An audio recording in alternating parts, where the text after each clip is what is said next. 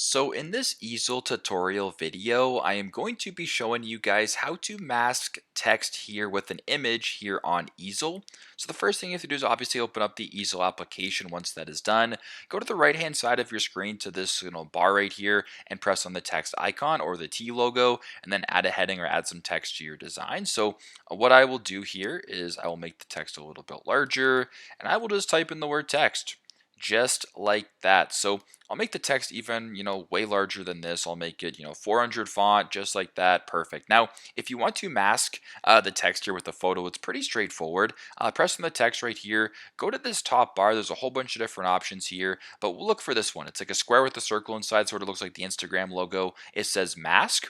Simply just press on that. And if you were to go to images here, how about we search up an image of whatever? We can go to an image. My images, we'll go to stock images, for example. And how about we find a photo right here of what appears to be, how about this one? It's a flamingo. So as you can tell, we have now masked the text here with the flamingo. You can go ahead and press whatever photo you want. We can do this one, Lost in the Waves. We can do this one, just like that. So you can sort of play around with it, get creative, do whatever you have to do. But it's pretty straightforward. This is how you guys can mask text here with an image here on Easel. Thanks again for watching, and I hope this video helps.